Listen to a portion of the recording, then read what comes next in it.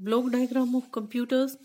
यहाँ पर देखो block diagram, input CPU, output. Input में कीबोर्ड, माउस, यहाँ इनपुट डिवाइस दे रखे।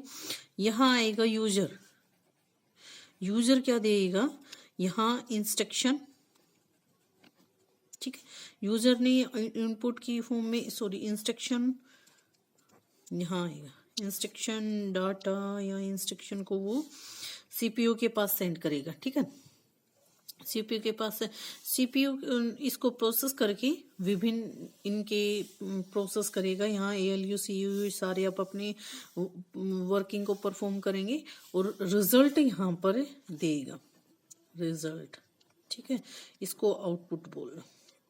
तो मैं यहाँ आपको रिजल्ट किसको देगा, यूजर को। यहाँ मैं आपको इन तीनों के अलग अलग वर्किंग के बारे में बता रही हूँ, ठीक है।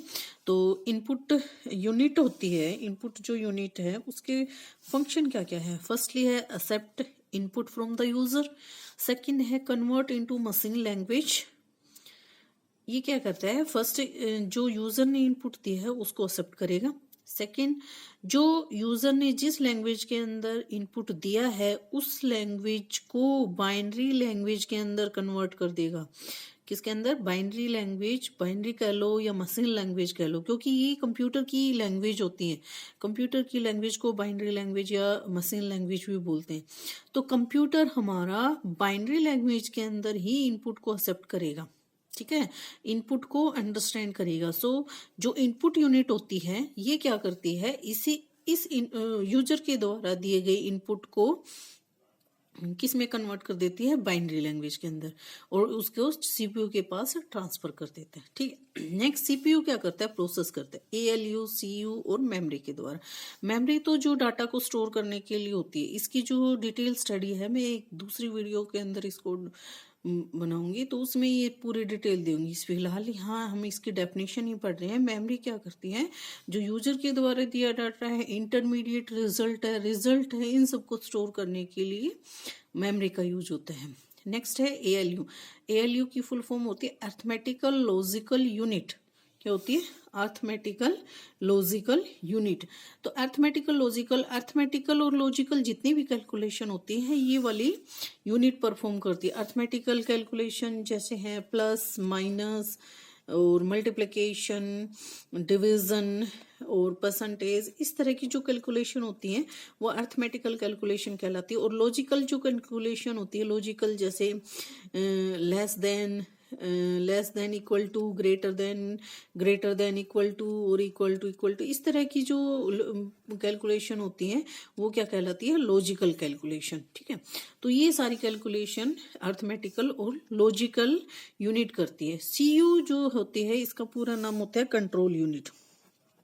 क्या होता है, कंट्रोल यूनिट। और कंट्रोल यूनिट क्या करती है कि पूरे इसको वर्किंग पर फंक्शनिंग को, पूरे कंप्यूटर की फंक्शनिंग को कंट्रोल कर रही है, मतलब हर पार्ट को कंट्रोल कर रही है कि कितना डाटा, कौन यूजर ने कितना डाटा यहाँ मेमोरी के अंदर स्टोर दिया है, कितना इनपुट दिया है, कौन सा इनपुट दिया है, किस तरह का इनपुट दिया है, कौन सा इनपुट किस वाले पार्ट को परफॉर्म करेगा, मेमोरी के अंदर कौन सा पार्ट स्टोर है और कितनी फ्री है, कितनी मतलब स्टोर है, रिजल्ट किसको, आउटपुट यूनिट को कौन सा रिजल्ट देना है, इंटरमीडिएट रिजल्ट कहाँ प्लेस करना है, किस इंस्ट्रक्शन को किस डिवाइस की रिक्वायरमेंट है, ये सारी कैलकुलेशन कंट्रोल यूनिट करती है, ठीक है।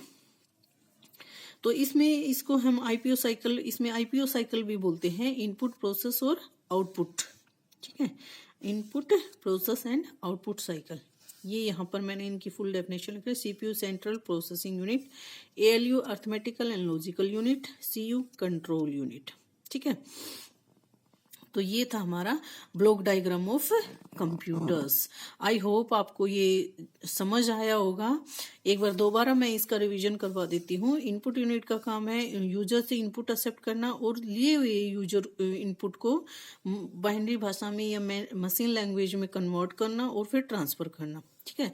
सीपीयू का फुल है एएलयू अर्थमेटिकल लॉजिकल यूनिट, जो अर्थमेटिकल कैलकुलेशन परफॉर्म करती है। लॉजिकल जो लॉजिकल कैलकुलेशन परफॉर्म करती है। सीयू ओवरऑल जो कंट्रोल करता है वो सीयू करता है। मेमोरी क्या करती है, डाटा को स्टोर करने के काम होते हैं। और आउटपुट यूनिट का काम क्या है, जो प्रोसेस किया है सीपीयू ने उस रिजल्ट को एक्सेप्ट करना।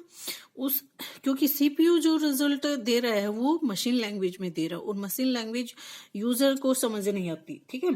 तो मशीन लैंग्वेज को आउटपुट यूनिट का काम क्या होता है, उस मशीन लैंग्वेज को यूजर की लैंग्वेज में कन्वर्ट करना, ठीक है, और यूजर के पास सेंड करना। तो ये था हमारा आज का basics of computer. I think सबको यहाँ जिसको भी ये समझ आया है वो प्लीज इस चैनल को सब्सक्राइब जरूर कर ले और फर्दर इसकी नोटिफिकेशन, क्योंकि आगे मैं जो भी वीडियो डालूंगी उसकी नोटिफिकेशन आपके पास पहुंच जाएगी, इसलिए आप उस बेल आइकन को भी अवश्य प्रेस कर लें। Thank you.